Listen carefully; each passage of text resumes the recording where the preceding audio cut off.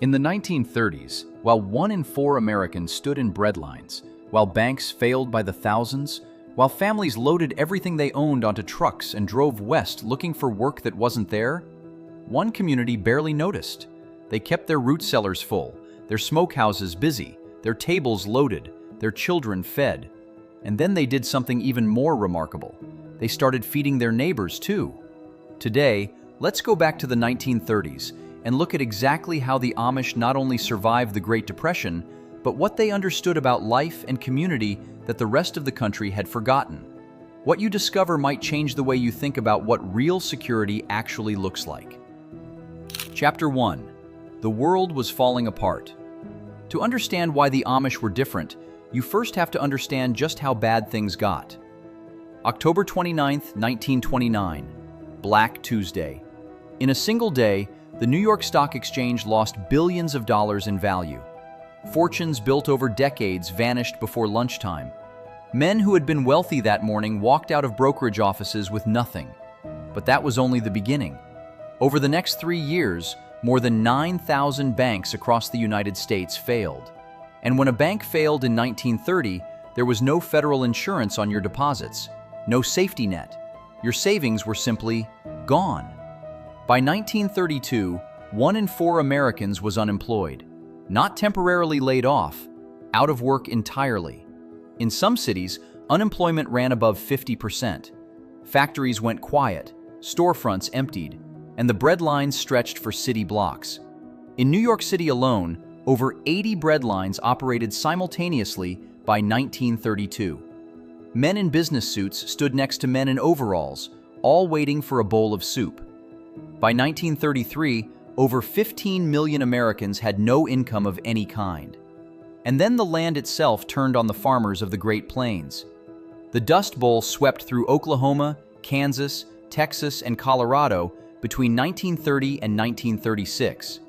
Topsoil that had taken centuries to form dried up and blew away in walls of black dust that could swallow a farmhouse whole. 3.5 million people abandoned their farms and fled west looking for something, anything. This was not a small economic downturn. This was the near total collapse of the American financial system. And through all of it, in Lancaster County, Pennsylvania, in Holmes County, Ohio, in Elkhart County, Indiana, Amish families sat down to full tables. Chapter 2. Why the Amish were never exposed. Here is what most people never understand about the Amish and the Depression. They weren't lucky. They weren't just isolated out in the countryside. They were structured. Their community had been built deliberately and over generations in a way that made them nearly immune to financial collapse. The first principle was no debt. The Amish Ordnung, the community code that governs daily life, had always discouraged borrowing from banks. Not as a rigid rule, but as a deeply held conviction that debt made you vulnerable to forces outside your control. If you owed the bank money, the bank held power over you. If you owed no one could take your farm. Most Amish families in the 1930s owned their land outright. Land that had passed from father to son, sometimes for multiple generations, with no mortgage attached. When farms across America were going into foreclosure by the hundreds of thousands, Amish farmers had nothing to lose, because they had never put their land at risk. Think about what that meant. The entire catastrophe of the Great Depression was, at its core, a debt crisis. People had borrowed more than they could repay. Businesses had leveraged themselves on credit that evaporated. Banks had lent money that didn't truly exist. When the structure cracked, debt was the fault line everything split along. The Amish had never joined that system.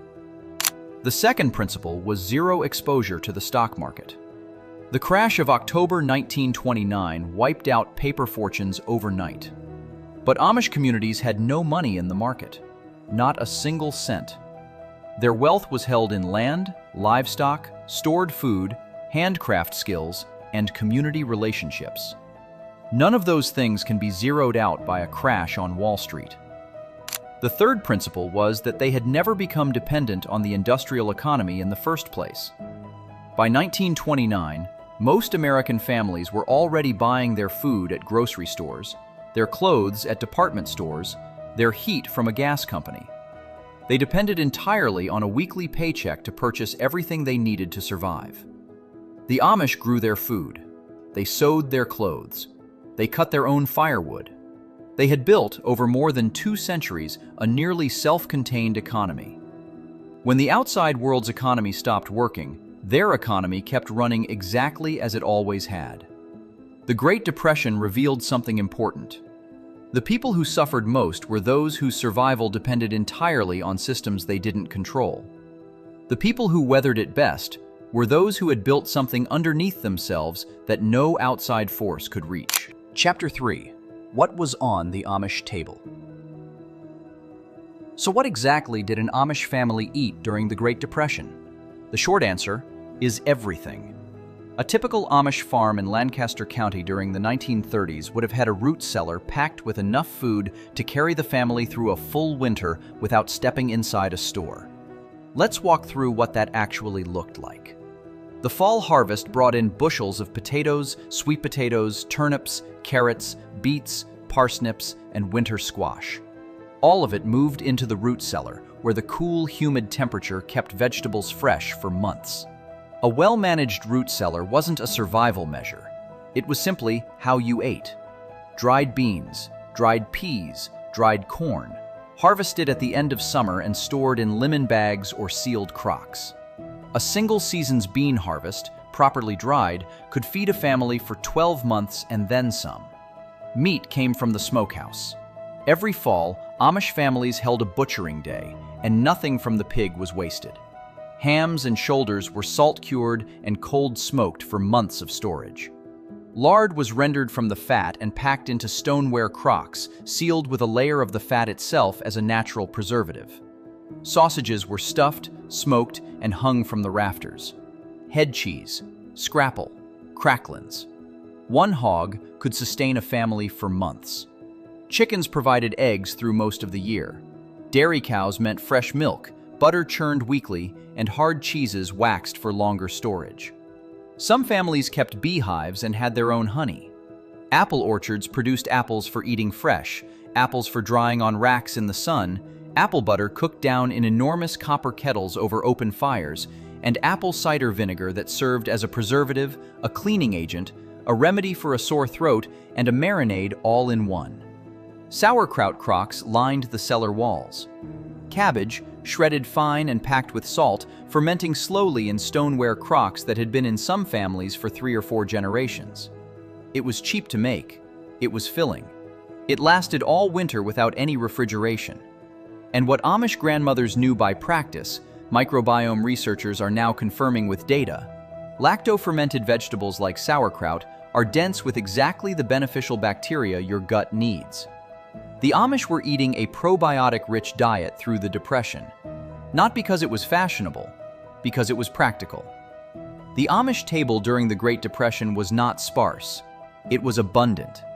Not because they were wealthy, because they had spent generations building food systems that produced abundance from the land, regardless of what the price of wheat was doing in Chicago. And here's the piece that matters most. None of this required electricity. None of it required a gas line. None of it required a trip to a store. The skills, the tools, the seeds, the animals, the knowledge, all of it was right there on the farm, owned outright, available immediately. Chapter 4. The economy that never collapsed. There's another layer here that most people miss entirely. Even within their own communities, the Amish operated on an economy that couldn't be destroyed by a financial panic because it didn't run on money. It ran on labor, on skill, on trust, on relationship. If an Amish farmer needed help getting his harvest in before a storm arrived, his neighbors showed up, not because he paid them, because that was how it worked. When his neighbor needed help, he showed up too. This wasn't charity. It was a deeply practiced system of mutual obligation that had been functioning for generations. Barn raisings are the most well-known example. If a barn burned or collapsed, the entire community would gather, sometimes more than 100 men, and put up a new barn in a single day. No insurance claim, no contractor, no loan application. The community itself was the insurance policy. But this extended to everything. Medical emergencies were handled through community pooling. Widows were cared for by the church district. Elderly parents moved in with their children, not as a burden, but as a contribution, since grandparents carried knowledge, helped with children, and kept the household running while the parents worked the fields. No one fell through the cracks, because there were no cracks. The community was built solid, edge to edge. And where money was needed, barter filled in. A dozen eggs for a pound of sugar, a day's labor in the fields for a bushel of winter wheat. Leatherwork traded for carpentry. Midwifery services exchanged for quilts. The Amish had been running this informal exchange economy for so long that the collapse of dollar-based commerce in the 1930s barely registered as a disruption. In Holmes County, Ohio, one of the largest Amish settlements in the country at the time, some families were actually able to purchase additional farmland during the Depression. Not because they were wealthy, because distressed English farmers were selling at desperate prices, and the Amish had the one thing that still held value when dollars didn't. They had food, they had skills, they had community. They had saved what little cash they earned rather than investing it or spending it on things they didn't need. And when land prices collapsed, they quietly expanded. The New Deal programs that the Roosevelt administration launched beginning in 1933, the Civilian Conservation Corps, the Agricultural Adjustment Act, the various federal relief programs, largely bypassed Amish communities. Not because the government excluded them, because the Amish, in many cases, didn't need them. And those who were asked often declined on principle, preferring to remain self-sufficient rather than dependent on government assistance. The Amish didn't survive the Depression by being clever about finances. They survived it by having built something that the Depression couldn't reach. Chapter 5. They didn't just survive, they fed their neighbors. And now we come to the part of this story that most people have never heard. The Amish didn't just feed their own families through the Depression.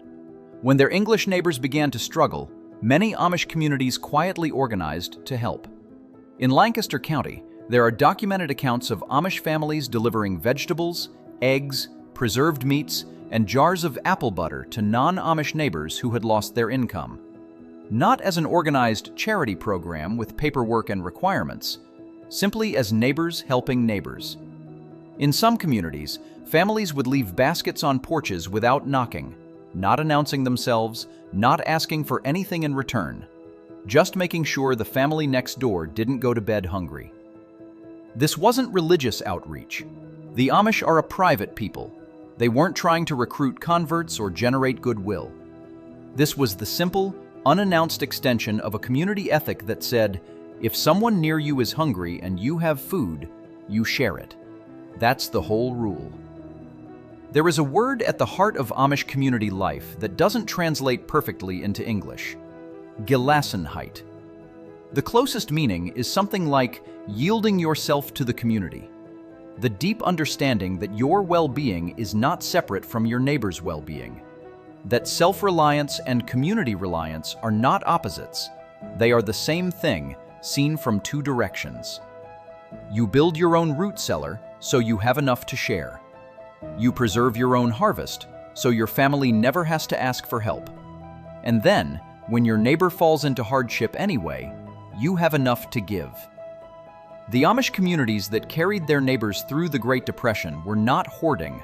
They were not building walls between themselves and the suffering around them. They were surviving by being deeply, practically, and consistently committed to one another, and to the people who lived near them, whether they shared the same faith or not. That is the part of the story with the most to teach us.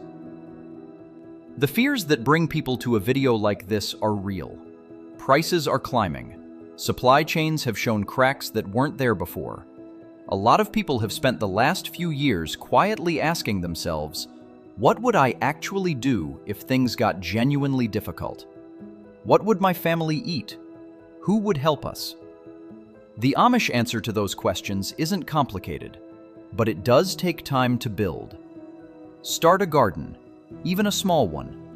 A few beds of potatoes, beans, and winter squash can represent real food security by the time fall arrives. Learn one preservation skill this season, whether that's water bath canning, lacto-fermentation, or simply filling a root cellar corner with cured onions and dried beans. Get to know your actual neighbors, not a wave from the driveway relationship, a real one. Because what the Amish built over 2 centuries of deliberate practice wasn't a bunker. It wasn't a survival shelter stocked for catastrophe. It was a community. A web of relationships where everyone carried skills, everyone contributed what they could, and no one had to face hardship entirely alone. That is what carried them through the 1930s, and it is not something that a stock market crash, a supply chain disruption, or any economic force can take away from you. The skills are learnable, the food is growable, and the community is built one neighbor at a time. You don't have to do it all at once. You don't have to do it perfectly. But if the Amish taught us anything across nearly 100 years since the Great Depression, it's that the families who prepare together are the ones who make it through together. Check the description below for resources to help you get started, whether that's your first canning kit, your first seed order, or a guide to stocking a root cellar before fall. Until next time, keep it frugal, keep it simple, and keep it homemade.